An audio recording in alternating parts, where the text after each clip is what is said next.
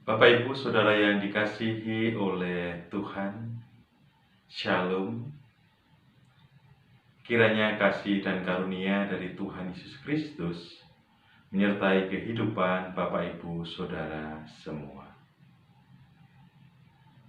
Pada saat ini kita akan bersama-sama merenungkan sabda Tuhan yang tertulis dalam surat Filemon pasal 1 ayat 6 sampai 7. Yang demikian,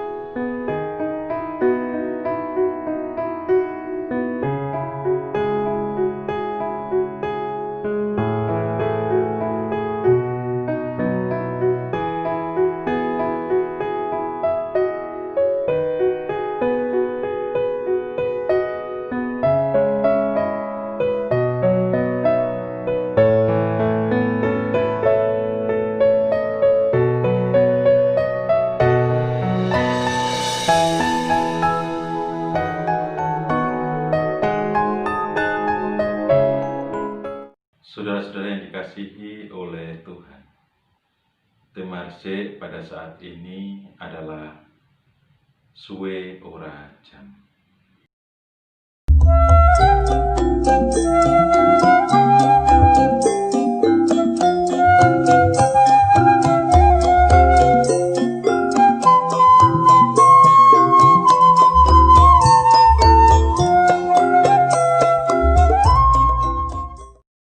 Bapak Ibu Saudara yang dikasihi oleh Tuhan,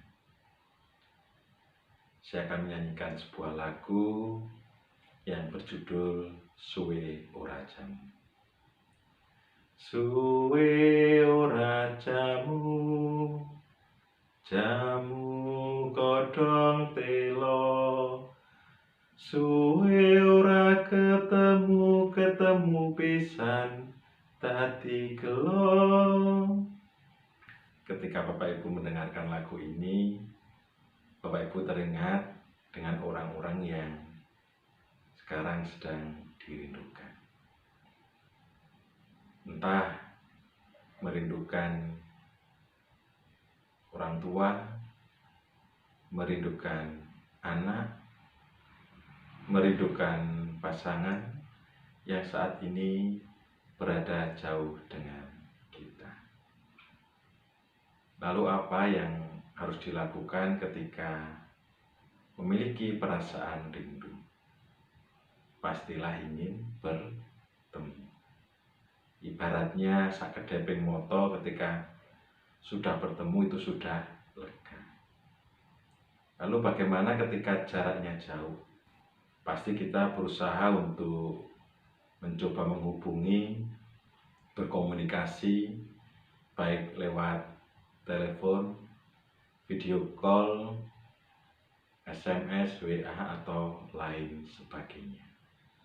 Semuanya itu dilakukan supaya perasaan rindu itu berkurang atau terobati.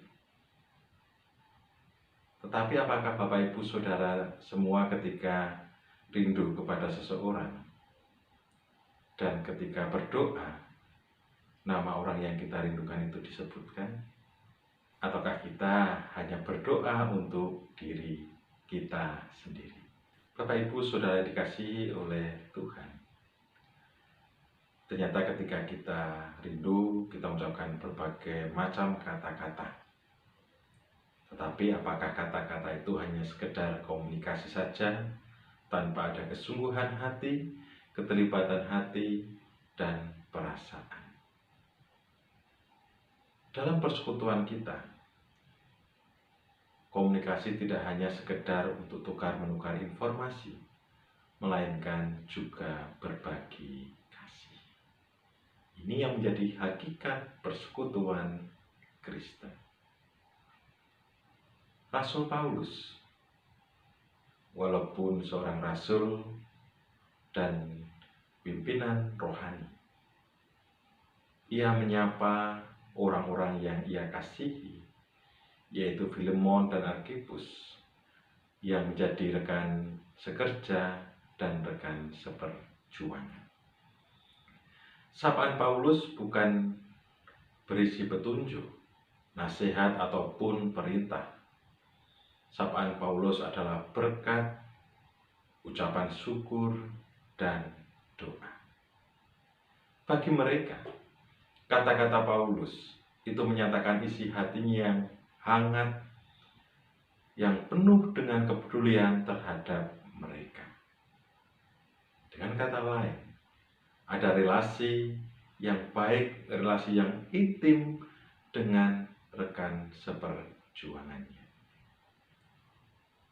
Lalu, apa yang dilakukan oleh rekan seperjuangannya itu membuat Paulus ikut bersyukur melihat pertumbuhan kasih mereka kepada saudara-saudara seiman, serta kedewasaan iman mereka terhadap Tuhan Yesus Kristus.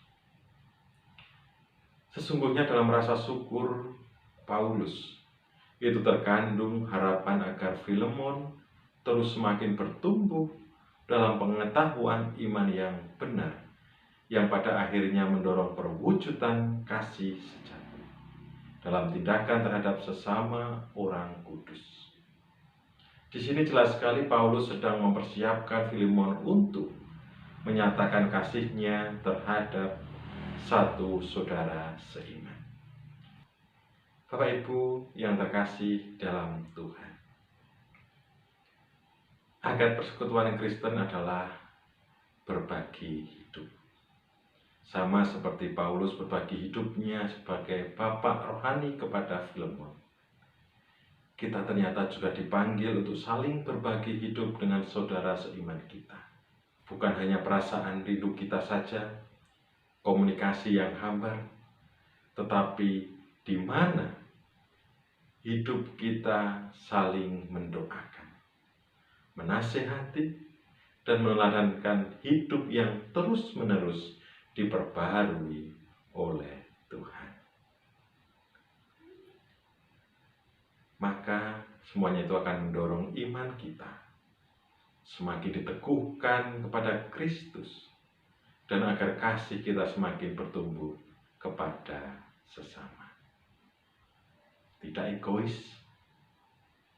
ketika kita berdoa, kita juga mendoakan orang-orang yang kita kasihi, orang-orang yang kita rindukan.